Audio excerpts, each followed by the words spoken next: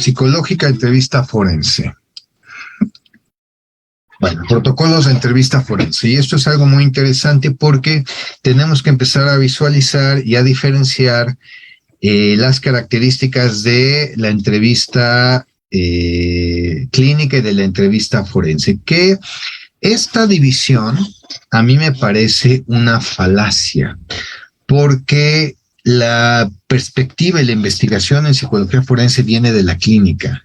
Las principales herramientas y los principales instrumentos que se emplean desde la perspectiva forense son clínicos. Si ustedes revisan a los clásicos, los autores clásicos que tenían participaciones forenses eran clínicos, ¿no? Entonces, con todo respeto que me merecen los compañeros forenses, yo no encuentro una diferencia sustancial en el objeto. Y me parece que una perspectiva clínica, que pues es mi opinión personal, una perspectiva clínica nos da mucho más elementos de interpretación y análisis. Porque no tiene que ver con curar o con sanar, nada, tiene que ver con comprender procesos de devenir vital. La perspectiva clínica lo que hace es comprender procesos. Bueno, y entonces, ¿cuáles son los protocolos en la entrevista forense? Por ejemplo, donde más se llegan a utilizar tiene que ver con menores testigos con posibles acusaciones de violencia o de abuso sexual, ¿sí? Un hecho que es muy importante tiene que ver con cómo nos vamos a aproximar a la persona que estamos entrevistando para que no se invalide el procedimiento de la entrevista y para que no se sesgue el proceso de la entrevista. Tenemos que ser muy cuidadosos con la forma como vamos a construir, a plantear las preguntas. Tenemos que ver la manera de no contaminar el relato de los hechos, ¿sí?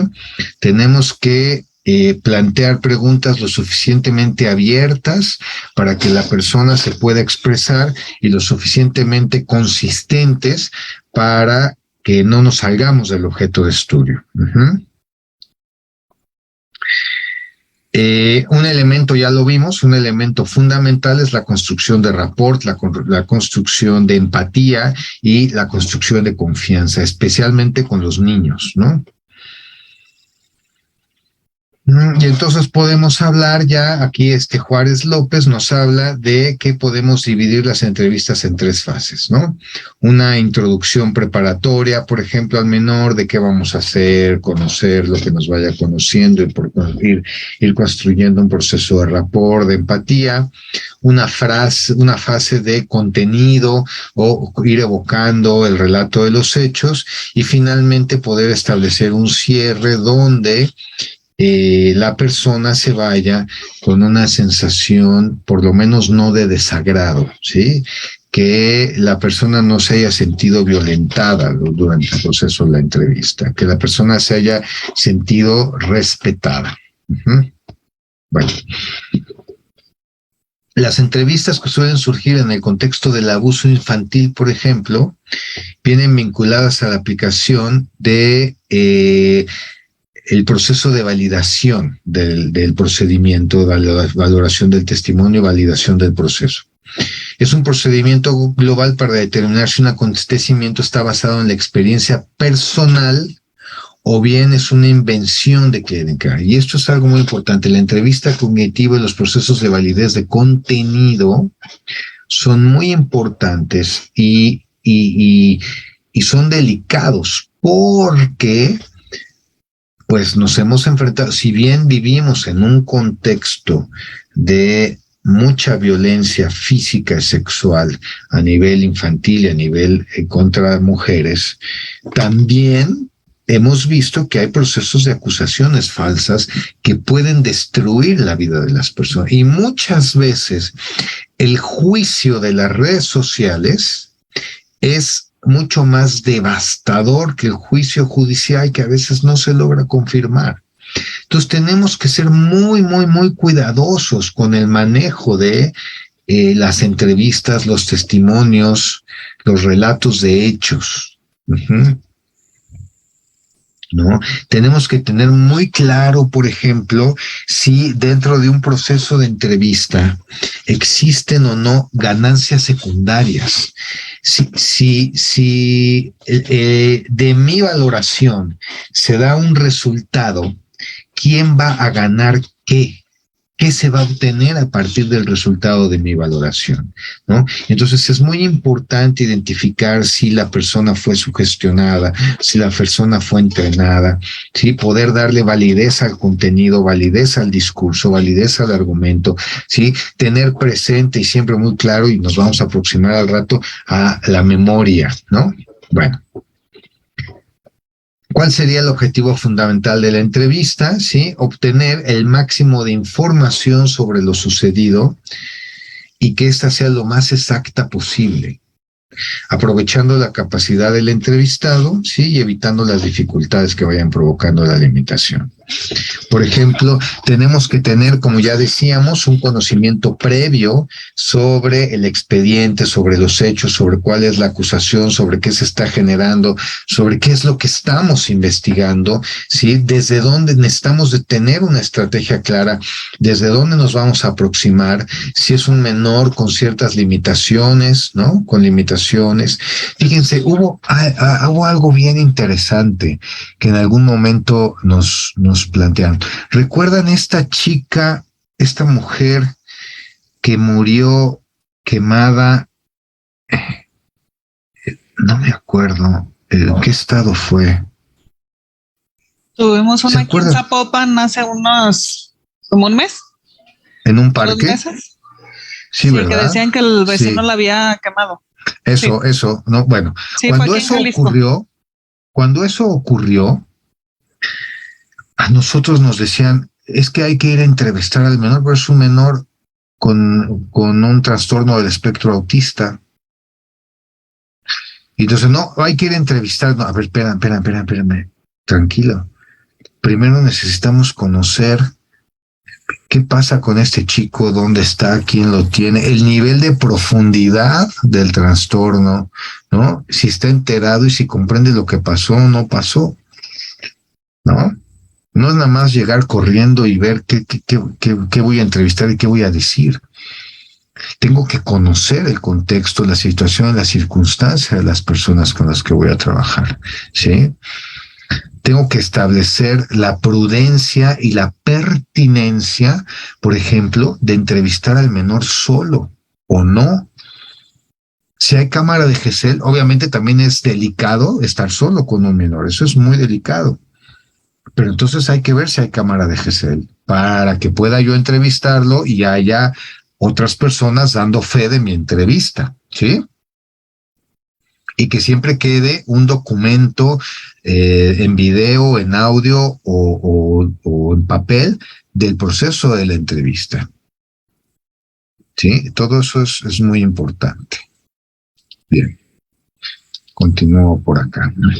Entonces, hay que determinar, por ejemplo, si hay alguna situación intelectual o no, ¿no? Obviamente el entrenamiento es algo muy importante. Es fundamental, ¿sí? Entrevistar lo más pronto posible a la víctima, porque eh, para que no haya sesgos, para que no haya una reelaboración del recuerdo, para prevenir que haya una preparación en su caso, ¿no?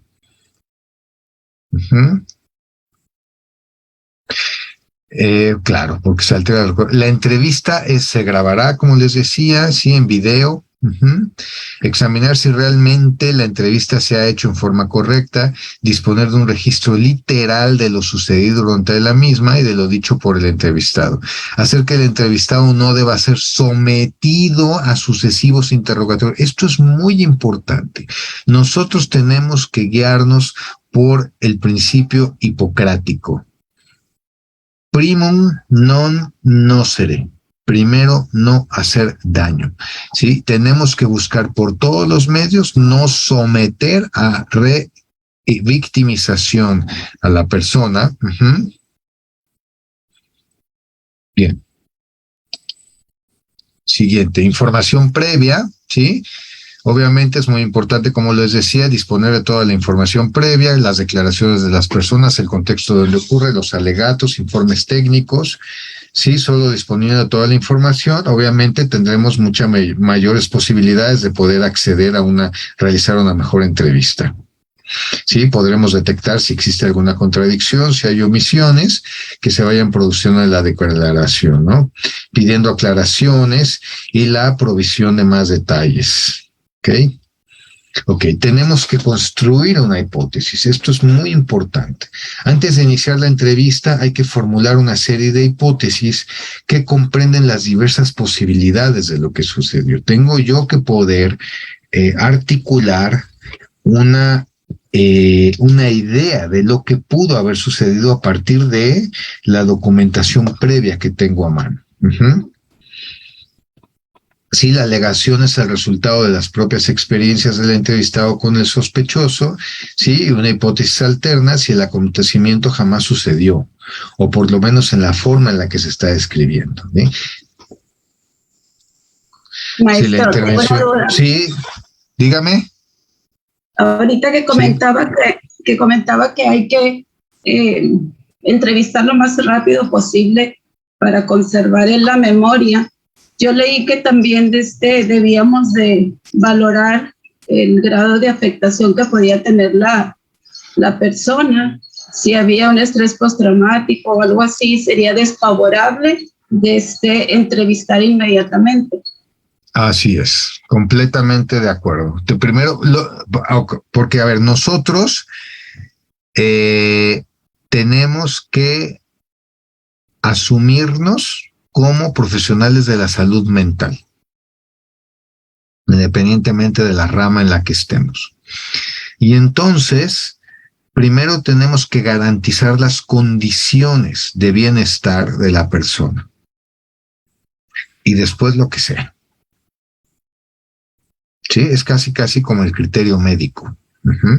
Tengo que valorar el nivel de estabilidad mental, el nivel de estabilidad emocional y poder ver si está en condiciones de poder dialogar o no.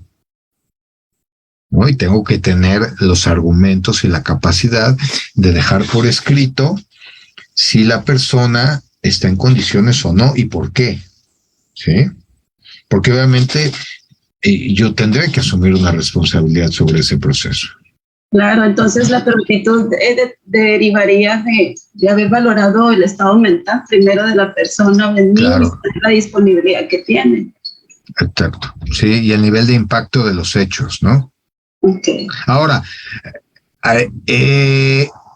si yo veo a la persona dentro de las primeras 24 horas de los hechos y la persona está en un estado de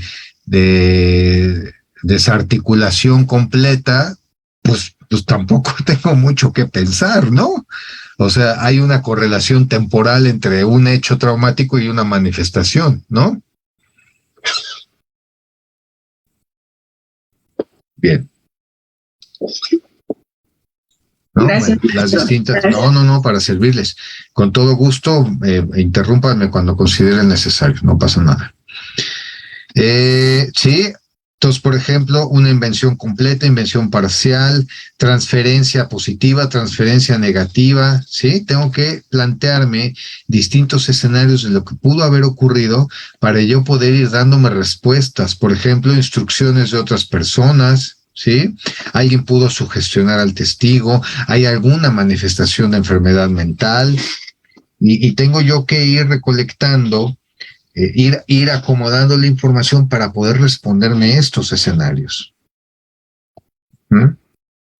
¿Dónde voy a hacer la entrevista? Tiene que ser un lugar que sea cómodo, que sea seguro, ¿sí? Donde se pueda establecer, si es en un espacio que no es en reclusión, la mayor parte de mi experiencia suele ser en reclusión, aquí hay algo interesante que yo les quiero comentar.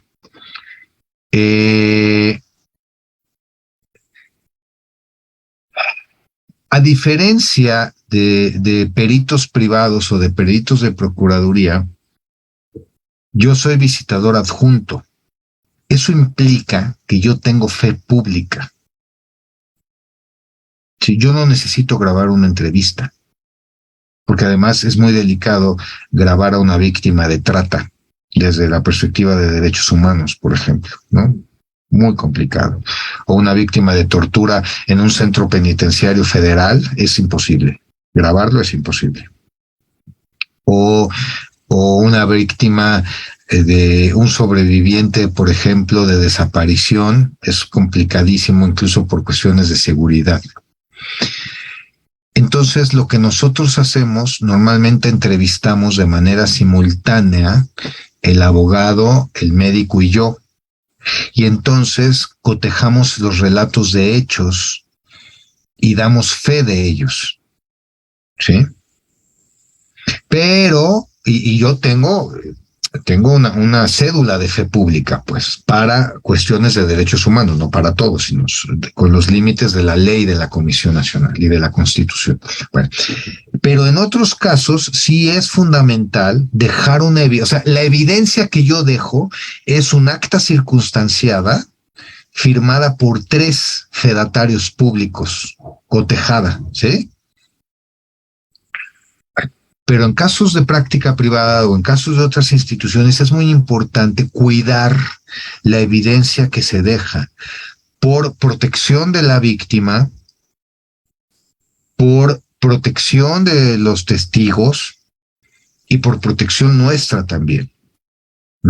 Entonces es muy importante que haya un espacio privado lo suficientemente cómodo, pero que también existan las condiciones de que se pueda quedar una evidencia de preferencia videográfica o auditiva, ¿no? En dado caso de que no sea posible, entonces que haya una cámara de Gesell donde haya otros que observen y transcriban lo que está ocurriendo ahí. Es muy complicado y especialmente en procesos jurisdiccionales hacerlo solo, ¿sí? Es muy complicado. Bueno, me arranco con esta parte.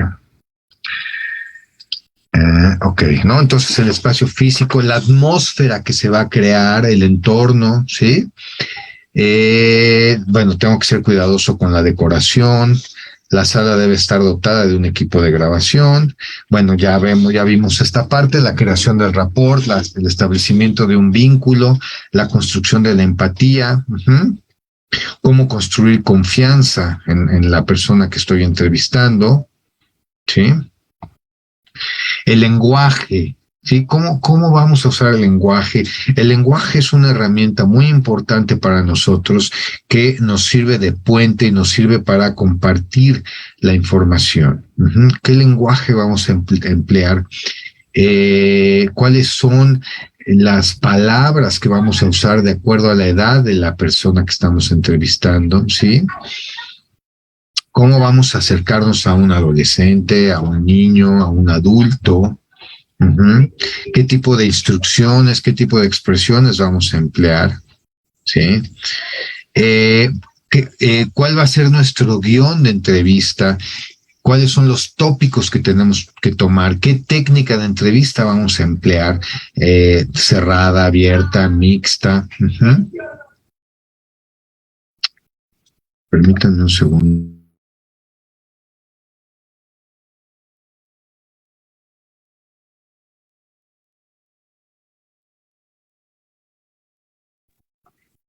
Ya. ¿Sí? ¿Cuál es el tipo de entrevista que voy a emplear? ¿Ok? ¿Cuál es el ritmo de la entrevista? ¿Cómo voy a ir llevando yo la entrevista? ¿Cómo voy a centrar al entrevistado hacia el objeto, hacia los tópicos que tenemos que tomar, ¿sí? Tenemos que poder manejar el tiempo adecuado. ¿Cuál es el tiempo de resistencia de una persona? No es lo mismo un niño de 5, 6, 7 años donde su capacidad de atención es muy baja, ¿no? Donde yo tengo que tenerlo con atención paralela, que esté jugando, para que él me pueda ir contando a partir del vínculo que estamos haciendo, ¿sí? No es lo mismo un adolescente y el tiempo de atención que puede mantener un adolescente, por ejemplo. No es lo mismo un adulto mayor, una persona enferma. ¿Sí? Entonces, ¿cómo voy a ir administrando los tiempos?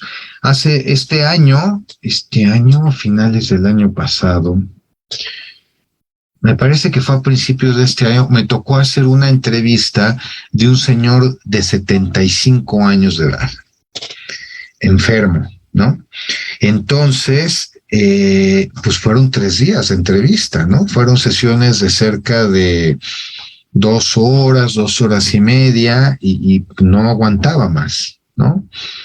Entonces, en una primera sesión nos presentamos, le contamos, nos contó el relato, se hizo el historial, los datos de identificación generales, nos contó el relato de los hechos y el abogado tuvo ahí una participación jurídica. Posteriormente, hicimos todo el historial clínico general por parte de medicina y yo también, todo el historial clínico y posteriormente se hizo la revisión médica y ya no aguantó más. Ya el tercer día ya entré yo a hacer la valoración psicológica propiamente, pero ya llevaba yo 2 días de entrevista, de observación y de examen mental, ¿sí?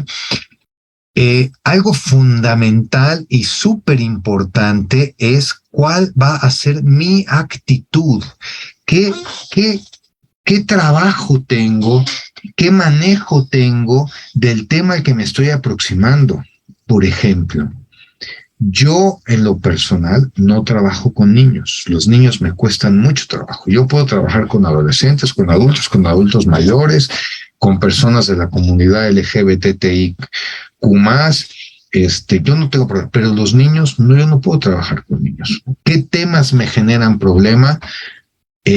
Básicamente ninguno me genera problema. Más bien mi dificultad es con el rango de edad, por ejemplo, ¿no? Bueno, y entonces, ¿desde dónde me voy a acercar al entrevistado? Aquí hay algo muy interesante, fíjense.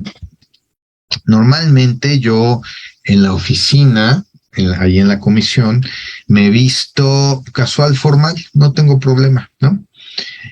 Alguna vez hace algunos años, un titular de un área, muy abogado, los abogados siempre andan de traje, yo iba con una camisa, unos pantalones de vestir, unos zapatos cómodos, me dice, ¿qué los psicólogos no usan traje? A ver, yo les pregunto, ¿los psicólogos usan traje?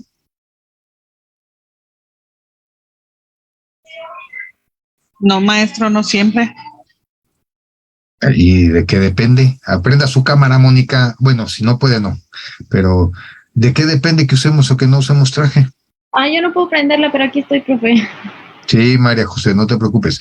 A ver, no siempre. Y entonces, ¿cómo es que en una institución pública no voy de traje? ¿Por qué no? Porque se siente cómodo usted yendo así. Ah, bueno. ¿Y? Porque es su comodidad, es su estilo de vestimenta, ¿no? También. No, pero eso es muy arbitrario. A ver, Carmelita. Ajá, porque podría ser una barrera también, ¿no? Con la persona que estamos trabajando. Exactamente. Mi respuesta fue, pues depende, ¿no? Y entonces el abogado se quedó así y me dijo, depende, era un jefe, era un jefe. Me dice, le digo, depende. Me dice, ¿depende de qué? Pues depende de qué vaya yo a hacer. Le digo, porque tú no necesitas que yo le deposite al agraviado, a la persona que venga, la solidez de la institución, la seriedad, eso lo hacen los abogados. Tú necesitas que la persona conmigo se relaje y confíe en mí. Yo no tengo que dar una impresión de seriedad a la víctima. Yo tengo que hacer que se sienta cómoda conmigo. Más allá de que si yo voy cómodo, ¿no? Eso ya son mañas personales, Mónica, ¿no? Pero más allá de eso, no. Yo tengo que generar un ambiente de distensión. Y entonces depende. Si voy a ir a una ceremonia, a un lugar muy formal, pues sí, ¿no? Pero si estoy yo en una situación de atención al público, que además ya viene golpeada por otras instituciones, pues necesito que se relaje. Y entonces, ¿qué imagen voy a dar? ¿No? Por ejemplo, tengo una amiga muy querida. Yo creo que les va a dar clase. Si no les va a dar clase en este semestre, ya les va a dar. La doctora Beatriz Cuautle.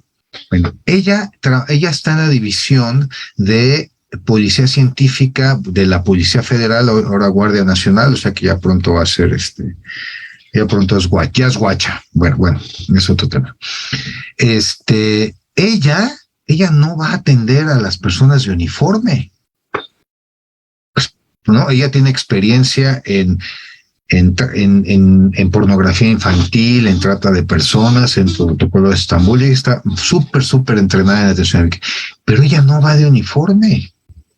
Ella muestra su credencial para identificarse. O sea, sí lleva su placa. Creo que solamente en contextos de riesgo alto va armada, pero no lleva el arma a la vista. Pero no va de uniforme. Porque cuando ella interviene, está rodeado de gentes uniformados. Lo que menos necesita cuando llega con la víctima es que la víctima se enfrente a un psicólogo uniformado. ¿Sí? Es nuestra función. Entonces, eso es algo muy importante. Y entonces, si yo voy a entrevistar a un niño que pudo haber sido violentado, pues menudo me voy a ver con traje sastre y tacones, ¿no? Y corbata. Pues no. Entonces necesito tener la suficiente solidez, claridad y consistencia personal para manejar mi imagen. Y entonces, Mónica, no tiene que ver con cómo me sienta yo cómodo, tiene que ver con mi función y a dónde me voy a desempeñar. Si voy a ir a un juzgado, pues ni modo, mano, pues hay que ir de traje, porque además tengo que proyectar una imagen de otro tipo. Tengo que manejar mi imagen. ¿Sí? Bien. Ok. ¿Cómo manejo mi lenguaje no verbal? ¿Sí? ¿Qué posición voy a ocupar? ¿Qué posición? No es lo mismo que hable yo con un niño de 8 años a que hable yo con una señora de 50. Tengo que tener mucha claridad, mucha flexibilidad de cuáles son los esquemas mentales de las personas para poder establecer un puente de comunicación. Y eso implica una posición física, implica un lenguaje no verbal, implica un uso de conceptos, ¿sí? ¿Ok? Entonces tengo que ser muy cuidadoso, por ejemplo, con la forma, tengo que aproximarme de una forma cálida, pero seria, digamos, objetiva, pero no fría, no ser condescendiente en exceso, ¿sí? Entonces, es muy importante la actitud y la posición que voy a tomar para el desarrollo de la entrevista. ¿Cómo voy a estructurar mi entrevista? ¿Sí? A partir de cuáles van a ser los elementos, cómo voy a realizar la entrevista, y luego cómo voy a irme acercando al tema. Y depende del contexto en el que estemos. Por ejemplo, cuando yo voy a entrevistar a una persona que fue víctima de violación a derechos humanos, pues la gente quiere que yo vaya, ¿sí? Pero no es lo mismo que yo entreviste a una persona que está acusada de violencia familiar, que no quiere venir, a que yo entreviste a una posible víctima en un contexto judicial. Entonces es muy importante, por ejemplo, permitir que la persona exprese con sus propias palabras el relato de los hechos que estamos documentando, ¿sí? Lo que pueda recordar. Si nos queda alguna duda, por ejemplo, una estrategia de la entrevista cognitiva es que nos relate al revés los hechos en sentido contrario. ¿Cómo puedo ir estableciendo preguntas para no sesgar la entrevista y para no sesgar el recuerdo? ¿Ok? algo más que quiera contarnos, algo más que quiera agregar cuando haya terminado su relato. Si tras dicha narración libre quedan datos por esclarecer o hay contradicciones en la declaración, ¿sí? Si hay algo que no es claro con la información que nosotros ya poseemos, cómo puedo ir introduciendo cada vez preguntas un poco más cerradas y cómo presentar la pregunta.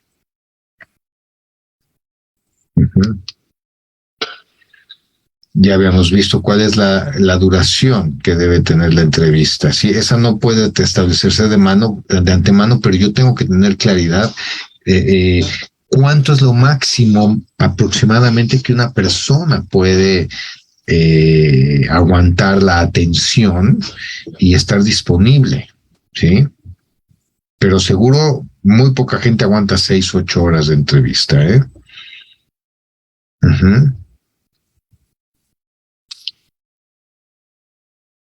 Sí, ¿cuál es la información adicional del caso, por ejemplo?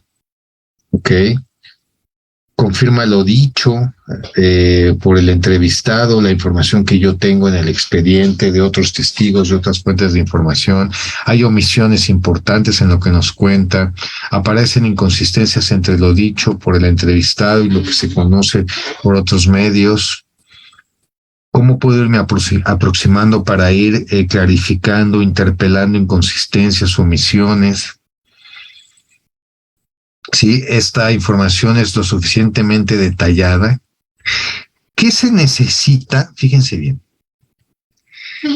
¿Qué se necesita para que una persona que estoy entrevistando me dé detalles sobre la experiencia?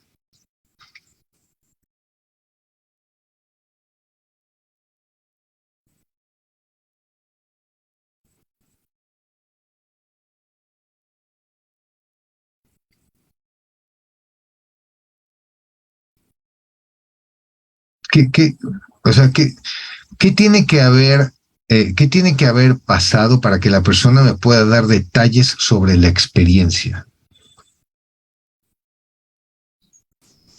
Sería permitir primero la narración libre para después focalizar las preguntas.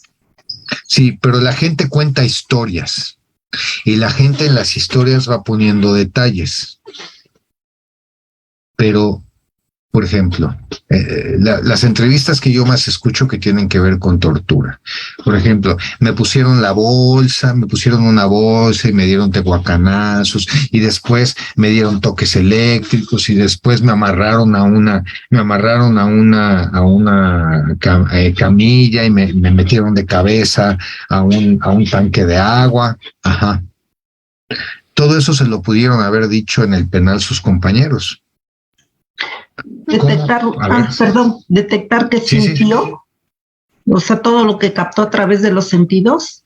Exactamente, solo la persona que vive la experiencia te puede decir que cuando le pusieron la bolsa, decía, es que yo jalaba aire y sentía que mi corazón se aceleraba, ¿no? Y se me pegaba la bolsa y me desesperaba, ¿no? Y me movía como loco y pataleaba, y me tuvieron que agarrar las piernas. Ah, esos son detalles que solo cuenta alguien que lo vivió.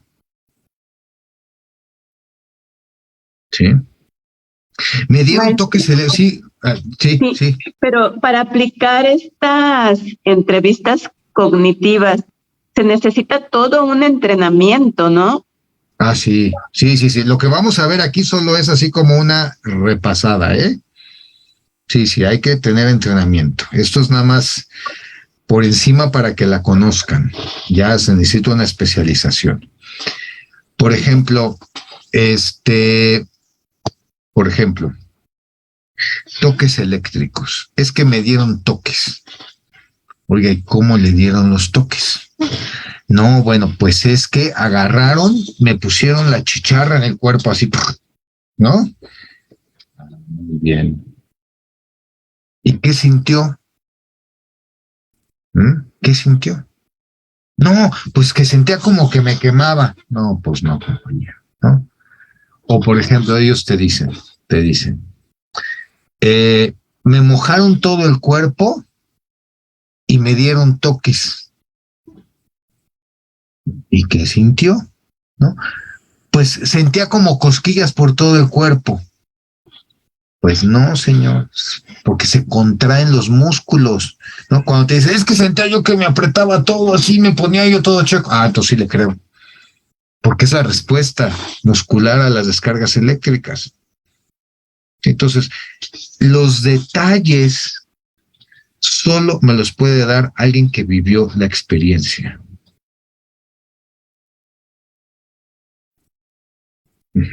Sí. Son detalles muy espontáneos. ¿Ok? Entonces, eso tengo que tenerlo siempre muy presente. Bien. Ok. ¿No? Ok. Y bueno, ¿y cómo voy a cerrar la entrevista? ¿Sí? Es muy importante que nosotros seamos muy cuidadosos de ir cerrando todo el proceso y no dejar abierta a la persona.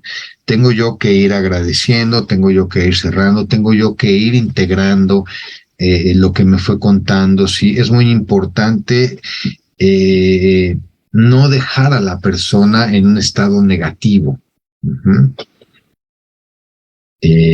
Por más dura y dolorosa que haya sido la entrevista, si yo generé una buena empatía, la persona, yo tengo que agradecerle su colaboración, agradecerle su participación y generar un estado de reconocimiento por su participación, ¿sí?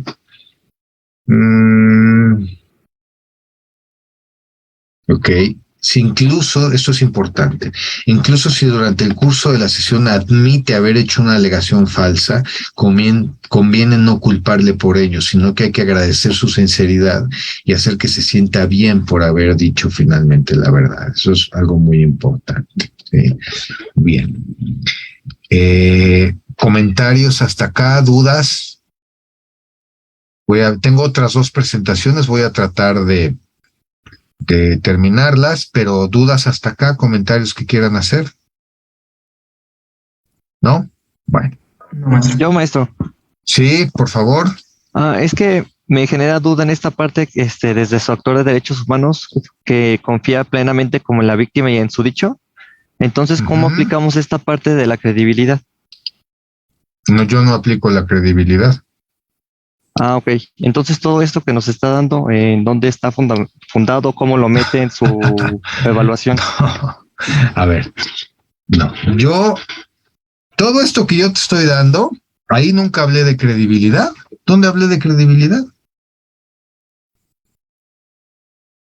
Hablé del proceso de entrevista, no de credibilidad. Ahora, la técnica de credibilidad del testimonio viene de otra parte, es otra técnica, viene de otro lugar. Lo que le da solidez y consistencia a mis entrevistas es el procedimiento y la coherencia del procedimiento. Que sea coherente, que sea válido, que sea consistente el procedimiento.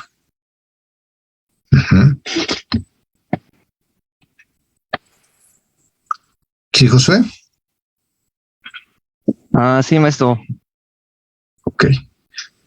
Bien. Ahora sí. Vamos a trabajar sobre...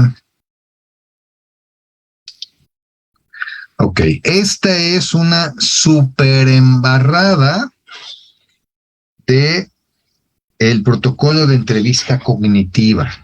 Pero como mencionó su compañera, se requiere un entrenamiento muy, muy específico para poder implementarla, para poder aplicarla, ¿sí? Esto es nada más una embarrada. Bueno, el protocolo de entrevista cognitiva tiene sus orígenes en el 84, ¿sí? De Eichmann y Fisher en la Universidad de California. Lo que ellos pretendían era ir subsanando las deficiencias que se observaban a partir de la entrevista de testigos, ¿sí?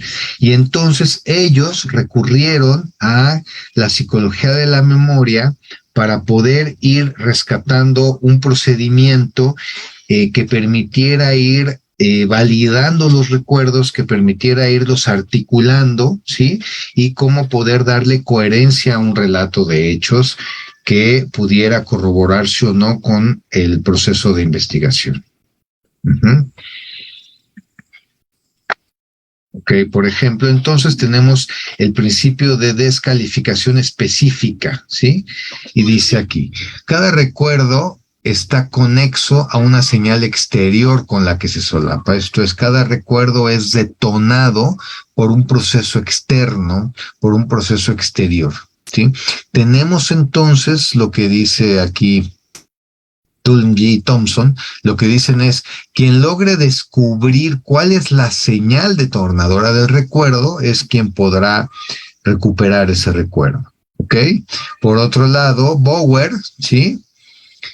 Nos habla del componente múltiple del trozo de la memoria. Esto es, nosotros vamos articulando nuestro recuerdo de manera episódica, ¿sí? De una manera que no es lineal, sino vamos acumulando como fotografías, ¿sí? No existe, dice Bower, una única manera de recuperar los recuerdos, sino que estos están desperdigados. La memoria tiene muchos cubículos y muchas telas de araña, dice Bower. Cada recuerdo tiene su llave o su hilo conductor. Y entonces es preciso ir recorriendo el entramado o probar muchas llaves para poder ir a acercarnos a los recuerdos. Uh-huh. Bueno, y aquí entonces es muy importante que nosotros hagamos un breve, muy breve repaso sobre la memoria y tengamos claro que lo que la persona nos cuenta, esto es algo muy importante, lo que la persona nos cuenta no es la verdad, no es la realidad. La persona nos está contando lo que recuerda de lo que pasó. Y eso puede estar perfectamente distorsionado si estaba enfermo, si durmió, si comió, el nivel de activación emotiva, el nivel de activación neuropsicológica, neurofisiológica, ¿sí? Entonces, el recuerdo hay algo que se llama el paradigma holográfico.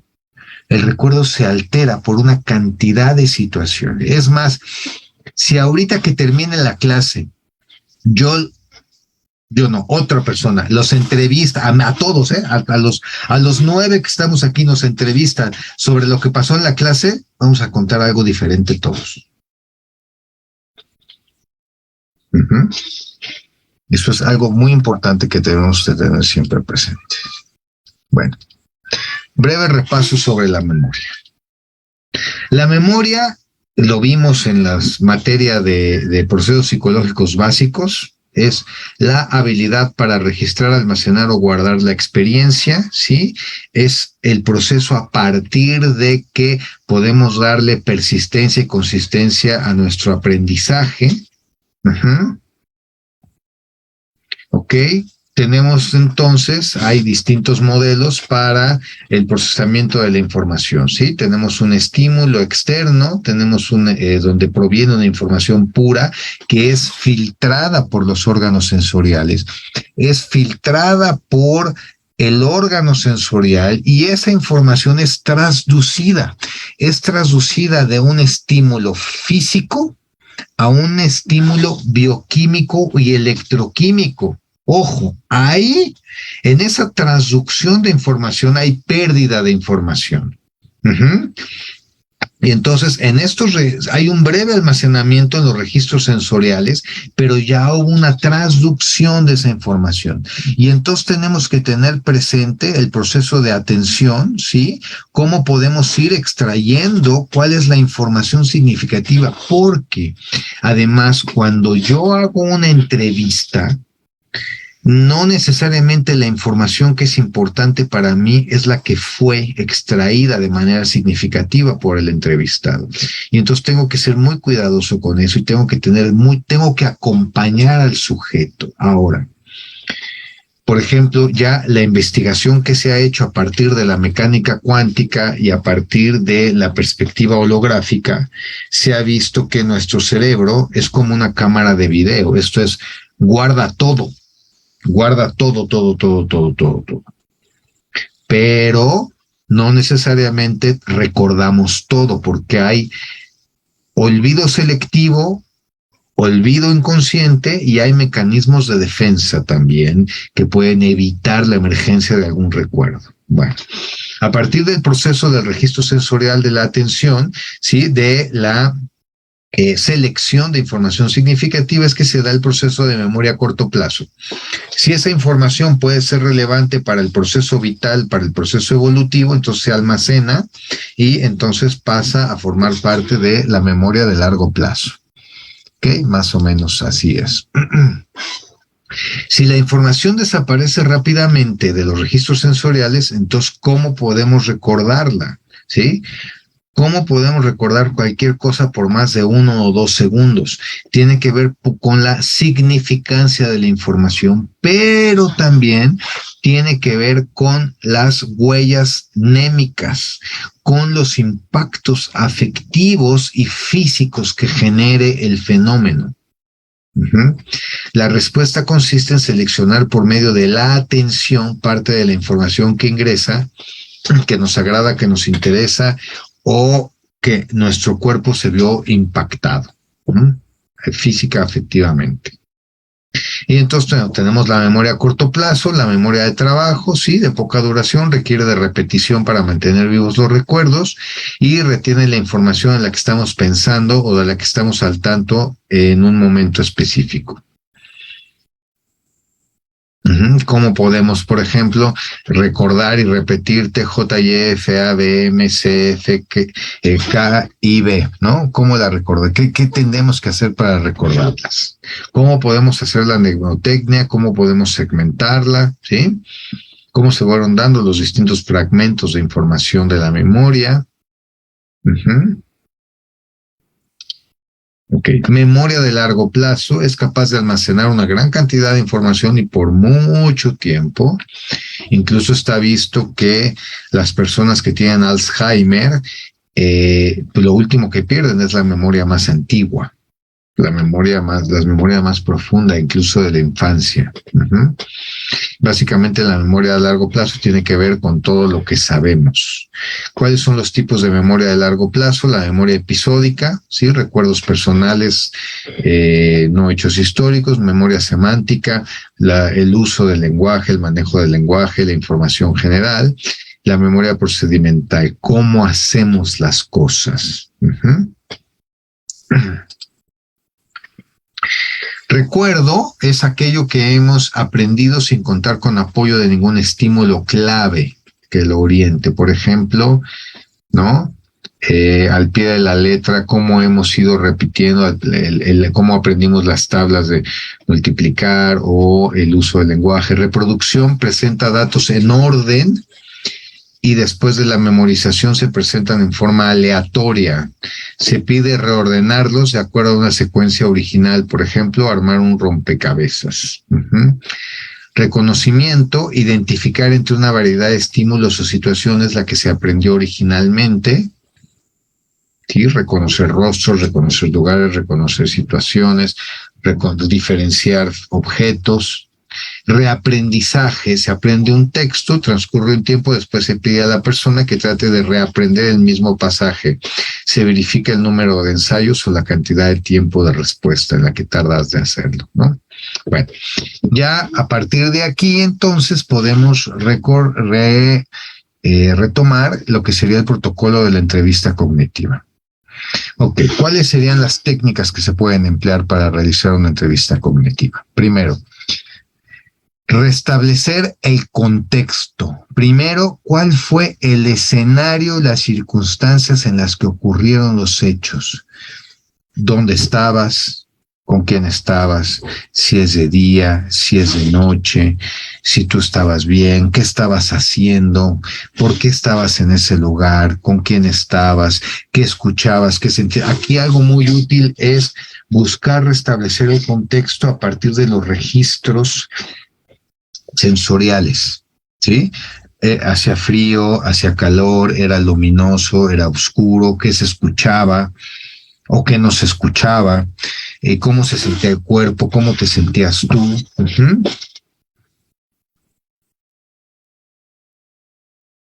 Uh-huh. Ok, bien.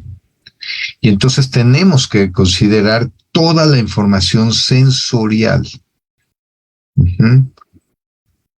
Por ejemplo, la segunda técnica, controlarlo todo, ¿sí? Es la prolongación de la primera. Y entonces, a partir de recordar, fijar e identificar el contexto, entonces tenemos que rebajar el umbral de lo que se ha comunicado. Esto es, nosotros tenemos que darle validez a todo lo que la persona vivió en ese momento, sin permitirle que haga un juicio de valor de lo que es importante o es interesante, porque en nuestro caso, el más mínimo detalle nos otorga información relevantísima sobre los hechos, ¿sí?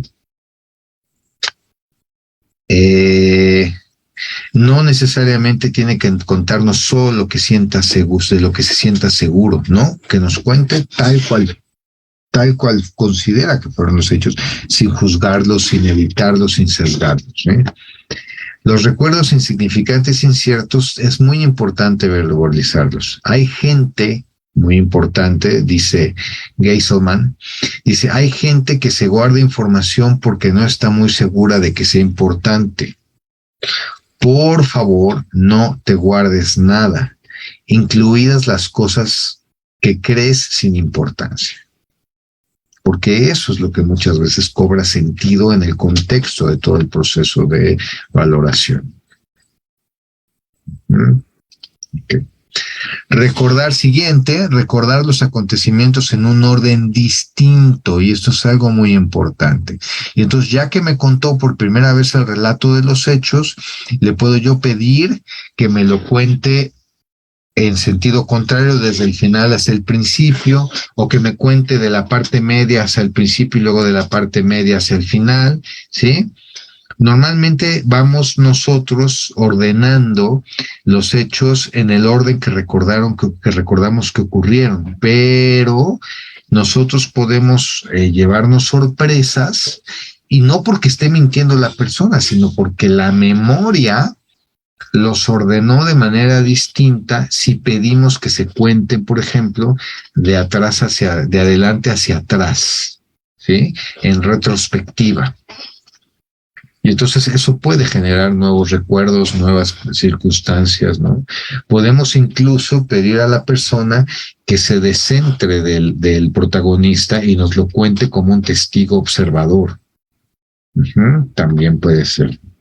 Ahí hay varias técnicas del psicodrama que son muy útiles para esto. Cambio de perspectiva. Puede que intervinieran en la escena otras personas, y entonces quizás una cámara de video, una señal de alarma. ¿Cómo se verían los hechos desde esa perspectiva? ¿Qué estaría pasando desde otro lugar y cómo se verían desde ese otro lugar? Que es lo que yo les decía, ¿no? No se trata de que el testigo imagine, no. Simplemente hay que situarlo mentalmente en el punto de vista de este otro enfoque. ¿Sí? Desde este otro testigo, desde esta persona, ¿cómo se verían los hechos desde esta otra manera? Y entonces, bueno, ya hablamos muchas veces de crear un ambiente propicio donde la persona se sienta en confianza, que el testimonio es importante, ¿sí? Obviamente la entrevista tiene que ser personalizada a cada sujeto con base en la información previa que tenemos. Tenemos que dar la sensación de control a la persona. Si bien nosotros controlamos la entrevista, nosotros acompañamos a la persona a que nos cuente su historia, el relato libre de lo sucedido, y bueno, ya la aplicación de técnicas de recuperación de la memoria, ¿no? La reestructuración cognitiva del contexto, la focalización del recuerdo, la recuperación extensiva, ¿sí? El cambio de perspectiva y el recuerdo de los hechos desde diferentes puntos de partida. Bien. ¿Dudas, preguntas, comentarios hasta acá?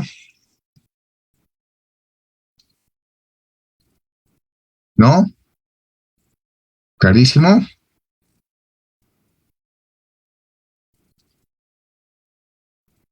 Bien, entonces voy a dar paso a la tercera presentación. Yo creo que si no tienen mucha prisa, podemos terminar el día de hoy el protocolo de Michigan.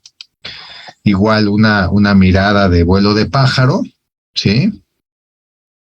Una mirada de vuelo de pájaro del protocolo de Michigan. Bien, vamos a trabajar entonces con el protocolo de Michigan. Construido, sí, fue por un grupo de trabajo, la agencia independiente de la familia, Independence Agency, el personal de la Family Independence Agency, sí, miembros de la Suprema Corte del Tribunal de Michigan, la Fuerza de Tarea desde el año 92, y por el gobernador para la justicia del menor del estado de Michigan, quien fue asesorado por la doctora Deborah Paul de la Universidad Central de Michigan, sí, quien fue contratada por la FIA para poder diseñar este protocolo. El objetivo, dice el protocolo de Michigan, dice, el objetivo de una entrevista forense es obtener una declaración de un menor de tal forma que desarrolle la sensibilidad, sea imparcial y que nos lleve a la verdad, de manera que aporte una justa y correcta toma de decisiones en los sistemas de justicia criminal y de bienestar al niño. Aunque la información obtenida por medio de esta entrevista puede ser útil para tomar decisiones acerca del tratamiento, esta entrevista no es parte de un proceso de tratamiento. Las entrevistas forenses no deben realizarse por profesionales que estén llevando a cabo o tengan una relación terapéutica. Esto es muy importante. Tenemos que descentrar a la persona y descentrar el proceso, porque no es lo mismo una investigación y una entrevista para un proceso institucional que una relación y un vínculo terapéutico. Ok, dice, establece el protocolo de Michigan, donde se recomienda la utilización de, utilizando 9 etapas fundamentales. Como ya vimos, preparar el entorno de la entrevista, sí, el ambiente, el espacio físico, la información que yo necesito recabar, cuáles van a ser las condiciones de la entrevista. Cuando llega el entrevistado, vamos a presentarnos, a establecer un reporte, a establecer una relación de confianza. Es muy importante establecer la competencia legal y los efectos que puede tener que se dé una situación de mentira, establecer el encuadre, cuáles van a ser las reglas básicas de la relación y cómo se va a dar el proceso de la entrevista, completar el report con una entrevista de práctica, descentrando los temas primero sin entrar al tema y poder ir construyendo una relación empática. Poco a poco, de manera muy natural y muy flexible, ir introduciendo el tema sobre el que estamos hablando, de acuerdo al nivel de edad, de comprensión de la persona, permitir que la persona nos vaya narrando de manera libre, espontánea, su relato de los hechos y aquí ya podemos ir en la penúltima etapa aplicando algunos elementos de la entrevista cognitiva para ir restableciendo el recuerdo, validando el recuerdo, ¿sí? Poder ir clarificando las dudas que vayamos encontrando y finalmente el cierre. Estas serían las etapas de la entrevista propuestas por el protocolo de Michigan. Elaboración de narrativa de Schwitz y Cinder. Elaboración narrativa de Schwitz y Cinder. Se enfoca en la preparación inicial del menor de tal forma que se constituya en un método de preparación y guía para la entrevista de menores. La persona tiene que entrar en situación. O sea, cuando un niño se ve sometido a un proceso legal que implique la interacción con cualquier institución, y que implique la interacción con adultos que desconoce, por sí misma es una situación de estrés. Entonces es muy importante que nosotros podamos ir generando las condiciones para que el niño entre en situación y pueda compartirnos su experiencia. ¿Sí? Y entonces, bueno, dice Jiménez Cortés y Martín Alonso que es muy importante el entrenamiento en la elaboración narrativa. Por ejemplo, es el recuerdo, la segunda etapa es el recuerdo libre, que se inicia con una pregunta abierta con el fin de obtener una información descriptiva del sujeto, del suceso, perdón. ¿Dónde estabas? ¿Dónde estabas? ¿Con quién estabas? ¿Qué hiciste? ¿Y tú a qué estabas jugando? ¿Sí? Generar un entorno de empatía donde en primera instancia el escenario no sea amenazante en caso de que el niño sea víctima o testigo. Y especialmente, por ejemplo, si los resultados de la entrevista van a impactar o van a dañar a alguien que es significativo para el niño. Los niños van a proteger a las personas que aman, aunque los hayan lastimado. ¿No? La tercera fase es la del recuerdo guiado, en la que se le da al menor la oportunidad de elaborar el contenido de su narración anterior. ¿Sí? Ahí podemos ir trabajando ya con distintos puntos clave de la entrevista o justamente, como dice la entrevista cognitiva, que nos la vaya narrando al revés, ¿no? Esto se hace presentando de nuevo, por ejemplo, las tarjetas, algunas tarjetas sobre los hechos, algunos dibujos, y se recuerda algo más de cada una de las distintas categorías hechos. Por último, el entrevistador efectuará las preguntas aclaratorias que estime oportunas, ¿no? Y entonces, por ejemplo, cuando se hace un protocolo de elaboración narrativa, ¿sí? Hay un aumento de un 53% de recuerdos de los sucesos cuando se va utilizando esta. Protocolo del Instituto Nacional de Salud del Niño y Desarrollo Humano. Aquí se dice, ese fue realizado por Michael Lamb, Kathleen Stenberg, ¿sí? Y otros colaboradores en el año 2000, y es muy sencillo y tiene las siguientes fases. Por ejemplo, el contacto inicial, establecer que el menor comprende la diferencia entre la verdad y la mentira y lo que es la solidez de los hechos y la fantasía. Especialmente esto es muy importante tenerlo presente con niños pequeños que estén en etapas preoperacionales o que apenas estén desarrollando el lenguaje o que estén en una etapa de juego fantástico, ¿no? Preguntarle al menor sobre los temas neutros pero relevantes para ir construyendo un rapport, realizar preguntas que permitan conocer la manera en cómo el niño está ubicado en tiempo, espacio, circunstancia, ¿sí? Iniciar la indagación del posible abuso, utilizando, por ejemplo, estas preguntas sugeridas. ¿Sabes por qué has venido hoy? ¿Por qué viniste? ¿Quién te trajo? ¿Para qué te trajo? La razón por la que has venido a hablar conmigo. Entiendo que hablaste con papá y mamá acerca de algo que te molestó, algo que no te gustó. Dime qué le dijiste a esas otras personas. Hay que descentrar al niño de la entrevista y descentrarnos de la entrevista. ¿Qué piensan? ¿Qué piensan esas otras personas con las que habló sobre lo que le pudo haber pasado? ¿Sí? ¿Qué les preocupa? Obviamente tenemos que ir parafraseando las respuestas del menor, utilizando su propio vocabulario para irlas validando, ¿sí? Por ejemplo, si es posible precisar si el abuso ocurrió una o más veces, si los detalles cruciales acerca del incidente, localización, identidad del perpetrador están aún flojos. Hay que ir amarrando y consolidando las circunstancias de los hechos, ¿sí? Por ejemplo, ¿hay alguna otra cosa que debamos saber después? Siempre dejar la opción de que la persona nos cuente de manera espontánea algo más. ¿Hay algo más que quieran decirnos? Hay que agradecer, obviamente, a la persona por habernos dado la información, ¿sí? Preguntarle y proyectar a la persona hacia el futuro y preguntarle qué va a hacer después de esa experiencia que pudo haber sido muy dolorosa, muy difícil. Y bueno, ya terminar hablando sobre temas neutrales, ¿no? Protocolo RATAC para la entrevista forense de Corner House, ¿no? En 2010.